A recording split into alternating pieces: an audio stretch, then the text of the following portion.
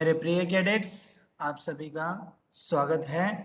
जैसे कि हम लगातार जो है एवरेस्ट मेरी शिखर यात्रा जो स्पर्श भाग एक के अंतर्गत दूसरा गद्य अध्याय है। और इसके जो लेखिका हैं स्वयं बचेंद्री पाल हैं, जो पर्वतारोही हैं। अब तक हमने देखा कि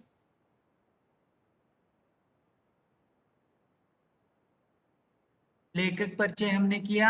उसके बाद जो 7 मार्च को जो है दिल्ली से काठमांडू आए, क्योंकि उनको एवरेस्ट की जो है चढ़ाई करनी थी। अन्य साथियों के साथ बचेंद्री पाल आई हुई थी। तो वहाँ पर जो है पहली बार जो है उन्होंने नमचे बाजार के यहाँ से जो है एवरेस्ट को निहारते हैं। तो नेपालियों में इसका नाम क्या था? सागर माता नाम था।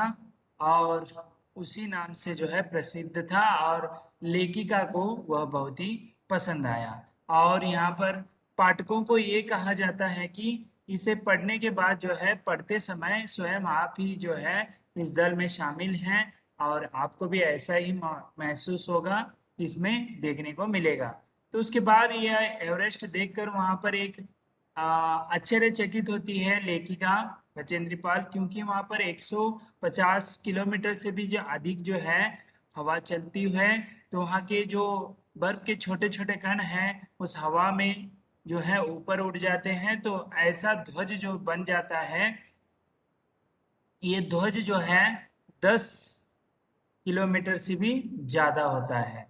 तो उसके बाद उन्होंने 26 को जो है पेरिस को पहुंचते हैं। वहां पर इनको जो हौसला था वह कम हो गया, क्योंकि वहां पर जो है कुंभू हिमपात की वजह से जो है कुंभू हिमपात की वजह से जो है वहां पर एक शेरपा कुली की मौत हो जाती है। शेरपा कुली यानी वहां के मजदूर हैं, ठीक है। तो इस समाचार को सुनकर जो है इनको थोड़ा उदास महसूस होता है। तो उस समय कर्नल फुल्लर जो हैं वे क्या करते हैं, इनको कहते हैं कि एवरेस्ट की चढ़ाई करना एक अभियान से कम नहीं है, और ऐसे हादसे को, मृत्यु भी आदमी को सहज भाव से लेना है, ऐसे फिर से हौसला जो है वे दूसरों को बताते हैं। तो उससे पहले जो है अग्रिम दल पहले ही जा चुका था, और उन्होंने पहले ही जो है वहां पर बहुत सारे कार्य जो है किए हुए थे। उपनेता प्रेमचंद जो है अग्रिम दल के नेता थे। इन्होंने 26 मार्च को जो है वापस चढ़ाई करके वापस आए थे, और 6000 मीटर पर जो है पहला कैंप उन्होंने लगाया था। वहां तक की जो बीच के रास्ता है सभी उन्होंने जो है बर्फ ढके हुए बर्फ का जो है वहां से नाश्ता बनाया था, और चिन्हित किए थे वहां पर झंडे गाड़ कर जो है ऐसे सब किया था।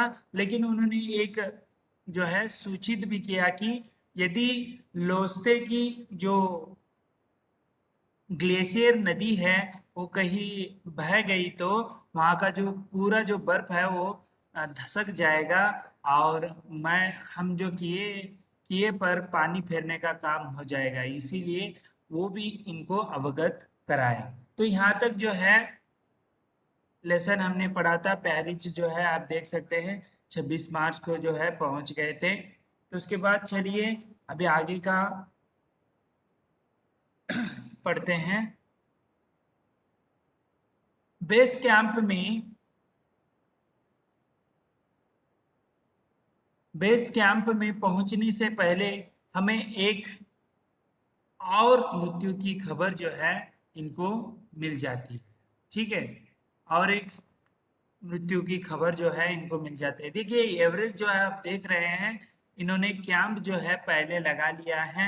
यहाँ से वे आगे चलते हैं। इन सभी को जो तंबू हैं या आप कह सकते हैं छावनी, इनको फिर से फोल्ड करके जो है ऊपर लेके जाएंगे, और इसमें ही वह रेस्ट यानी आराम करते हैं, ठीक है। तो देखिए आगे क्या होता है। जलवायु अनुकूल न होने के कारण एक रसोई सहायक की मृत्यु हो गई थी। तो देखिए एवरेस्ट चढ़ना है तो बहुत लंबा होने के कारण जो है वहाँ पर रसोई सहायक होते हैं, खाना पकाने वाले भी होना चाहिए, क्योंकि भूख तो लगती है, एक दिन में चढ़ा नहीं जाता है। तो बेस कैंप ऐसे बनाकर जो है वहाँ पर अपने जो है खाना बनाकर वहाँ पर खाकर जो, लेकिन वहाँ पर जैसे जैसे ऊपर जाएंगे, आपने विज्ञान में पढ़ा है कि जैसे जैसे ऊपर जाएंगे वैसे ऑक्सीजन का जो प्रमाण है वो कम हो जाता है। उसी प्रकार यहाँ पर जलवायु कम होने के कारण जो है रसोई सहायक की, यानी रसोई बनाने वाले के सहायक की मृत्यु हो गई थी। निश्चित रूप से हम आशाजनक स्थिति में नहीं चल रहे थे। तो ऐसे दुखद भरी घटनाएं सुनते हुए वे जरूर जो है वो आशाजनक स्थिति में नहीं थे, क्योंकि हर एक बार आगे जा रहे हैं उस मृत्यु की खबर उनको मिल रही है। कहीं ना कहीं इनको डर भी जो है था, लेकिन उतना नहीं। आगे चलिए।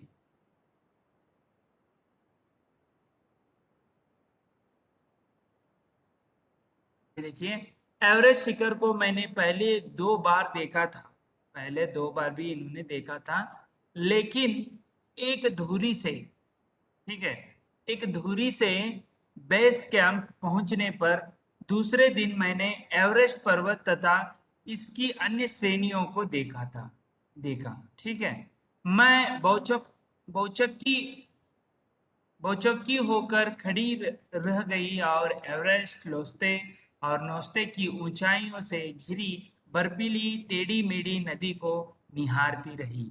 देखिए, एवरेस्ट इतना ही नहीं है, उसके आसपास भी जो है बहुत सारे पर्वत हैं, लोस्ते नोस्ते ऐसे जो हैं। मेन जो है उसमें प्रमुख रूप से एवरेस्ट जो है, माउंट एवरेस्ट, वो बहुत ही ऊंचा वाला है, ठीक है। वहां पर ढके हुए बर्फीले टेढ़ी मेढ़ी नदी को देखकर जो है, नोस्ते और लोस्ते नदियों को देखकर वे बहुत ही आनंदित होते हैं।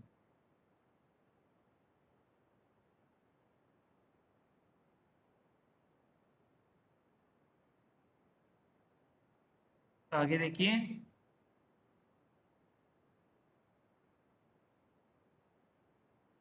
हिमपात अपने आप में एक तरह से बर्फ के खंडों का अव्यवस्थित ढंग से गिरना ही था। हिमपात का अर्थ क्या है देख लीजिए, क्योंकि बर्फ के जो खंड हैं, खंडों का अव्यवस्थित रूप से जब गिरना है तभी नहीं गिरेंगे, कभी भी वह गिर सकते हैं, ढंग से गिरना ही था। हमें बताया गया कि ग्लेशियर के बहने से अक्सर बर्फ में हलचल हो जाती थी। किसी ने पूछा था, तो देख लीजिए किस तरह जो है दशकना होता है, तो जिससे बड़ी बड़ी बर्फ की चट्टान तत्काल गिर जाया करती थी, और अन्य कारणों से भी अचानक प्राय खतरनाक स्थिति धारण कर लेती थी। सीधे धरातल पर दरार पड़ने का विचार और इस दरार का गहरे चौड़े हिमविदुर में, हिम विदुर का अर्थ है दरार, ठीक है, में बदल जाने का मात्र ख्याल ही बहुत डरावना था। इससे भी ज्यादा भयानक इस बात की जानकारी थी कि हमारे संपूर्ण प्रवास के दौरान हिमपात लगभग 1 दर्जन आरोहियों और कूलियों को प्रतिदिन छूता रहेगा। तो देखिए यहाँ पर क्या बताने जा रहे हैं कि ये खतरों का, बहुत सारे खतरे हैं यहाँ पर, क्योंकि बर्फ जो है विदुर, यानी उसमें जो है दरार पड़ना, दरार पड़ने से क्या हो जाता है, अंतर जो है बढ़ जाता है। वहां पर आपको छलांग लगाकर वो दूसरी ओर जाना होता है, लेकिन बर्फ के होने के कारण ऐसे विदुर बन जाते हैं, कभी धसक जाता है। ऐसे जो है जितने भी आरोही हैं, यानी चढ़ने वाले, पर्वत चढ़ने वाले और कूलियों, शेरपा जो हैं, वो हमेशा कूली करते रहते हैं, सामान ऊपर लेके जाना, नीचे लाना, ऐसे जो है प्रतिदिन यह जो है छूता रहता है, यानी उनको हर दिन जो है ये भय भी रहता है, और वे बिना भय के भी काम करते हैं। दूसरे दिन नए आने वाले अपने अधिकांश सामान को हम हिमपात के आधे रास्ते तक ले गए। डॉक्टर मीनू मेहता ने हमें एल्यूमिनियम की सीढ़ियों से अस्थायी फूलों का बनाना, लटों और रस्सियों का उपयोग बर्फ की आड़ी तिरछी दीवारों पर रस्सियों को बांधना और हमारे अग्रिम दल के अभियांत्रिकी कार्यों के बारे में हमें विस्तृत जानकारी दी। तो देखिए यहाँ पर क्या हो जाता है, ऊपर चढ़ना है तो किसी भी क्षेत्र में यदि आप कार चलाना चाहते हैं तो पहले आपको ट्रेनिंग लेना पड़ता है, उसके बारे में जानकारी लेनी होती है। उसी प्रकार यहाँ पर जो डॉक्टर मीनू है, मीनू मेहता जो है, एल्यूमिनियम की सीढ़ी, एल्यूमिनियम की ही सीढ़ियों क्यों प्रयोग करते हैं, क्योंकि ये हल्के होते हैं और इसे लेकर जाने के लिए बहुत ही आसान होता है। ठीक है। अस्थायी फूल बनाना यानी कृत्रिम जो है फूलों को निर्माण कैसे करना, क्योंकि एक जगह से दूसरी जगह जाना है तो वहां पर फूल की आवश्यकता होती है। लट्टों और रस्सियों का उपयोग, लट्टों और रस्सियों का किस तरह उपयोग हो सकता है जब नीचे गिरने की संभव होती है, लट्टों या रस्सियों का उपयोग करना होता है। बर्फ की आड़ी तिरछी दीवारों पर रस्सियों को बांधना, आड़ी तिरछी एक जैसे समान रहेगा तो आप आराम से एवरेस्ट एक दिन में चढ़कर वापस आ सकते हैं, लेकिन वहां पर आड़े तिरछे दीवार होते हैं, वहां पर कैसे रस्सियों को बांधना है।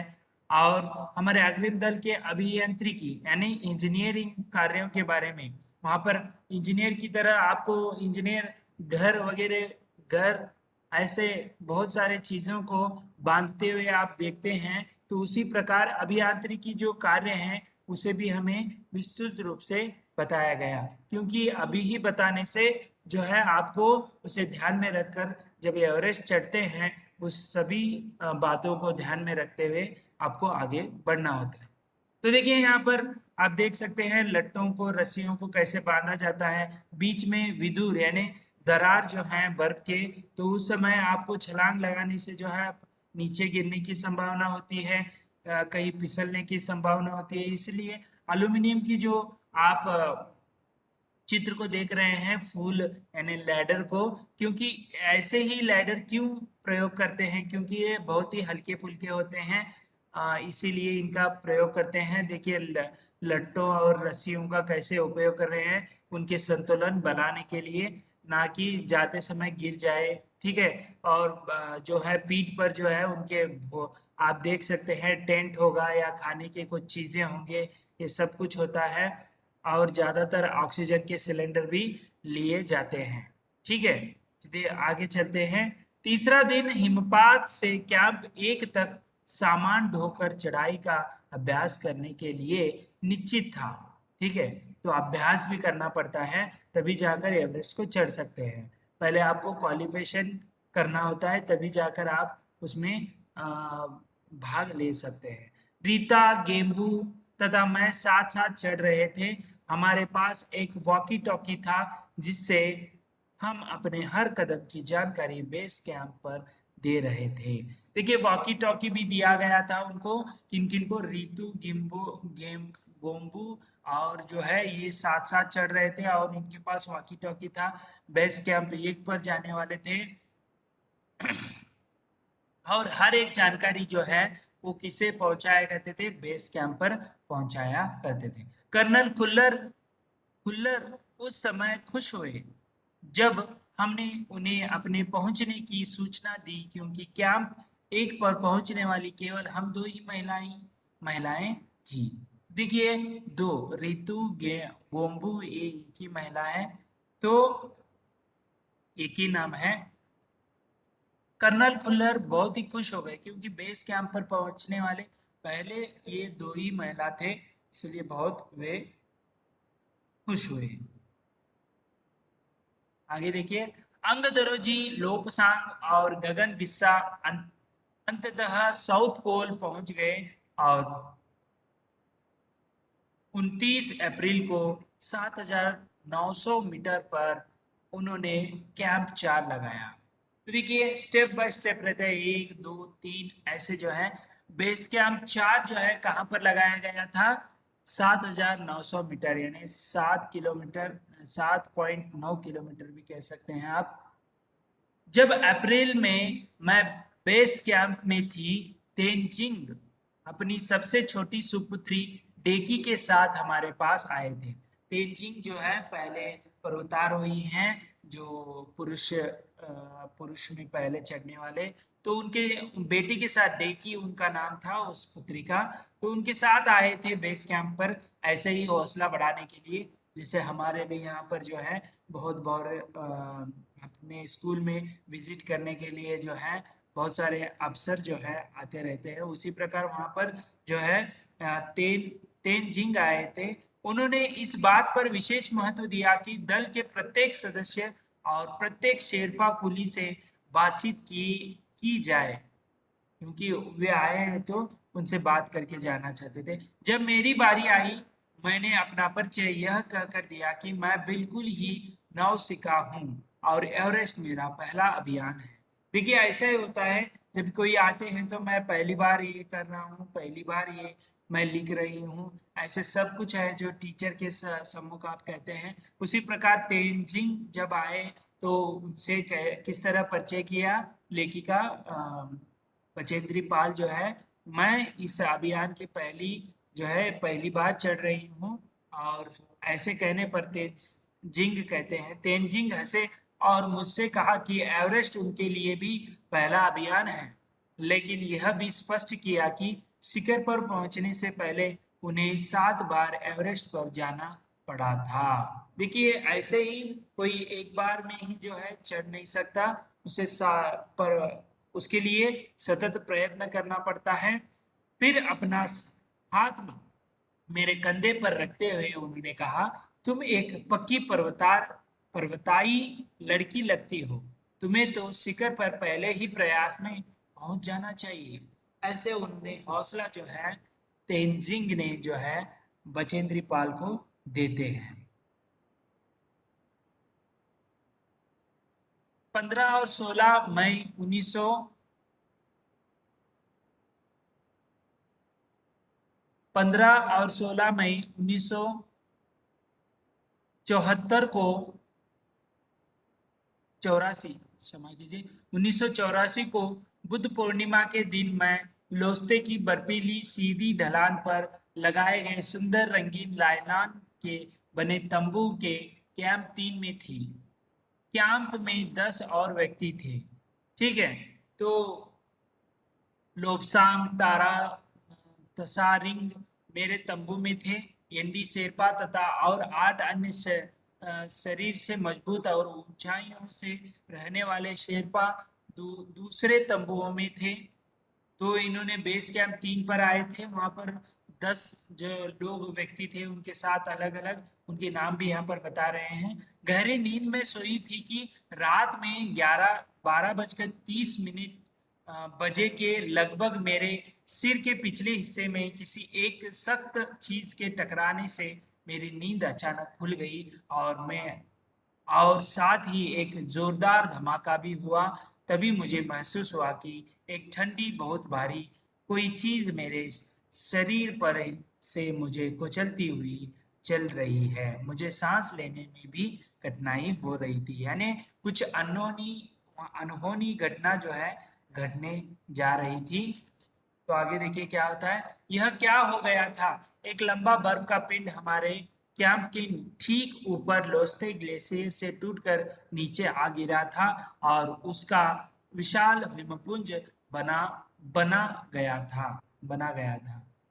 हिमखंडों, बर्फों के टुकड़े तथा जमी हुई बर्फ के इस विशालकाय पुंज ने एक एक्सप्रेस रेलगाड़ी की तेज गति और भीषण गर्जना के साथ सीधी ढलान से नीचे आते हुए हमारे कैंप को तहस नहस कर दिया। वास्तव में हर व्यक्ति को चोट लगी थी। यह एक आश्चर्य था कि किसी की मृत्यु नहीं हुई थी। और इस समय तो यहाँ पर एक अनहोनी घटना घटी थी कि जो बर्फ के कुछ पिंड जो हैं ऊपर से नीचे गिरे हुए थे, इनके कैंप को जो है कैंप नंबर 3 को जो है तहस नहस कर दिया था। हर एक को व्यक्ति को जो है चोट आई थी। और इसमें बचेंद्री पाल किस तरह जो है वहां पर वह मृत्यु तो नहीं हुई, लेकिन क्या क्या कठिनाई या उसे किस तरह बचाव किया, यह हम अगले वीडियो में देखेंगे या अगले लाइव क्लास में देखेंगे। धन्यवाद।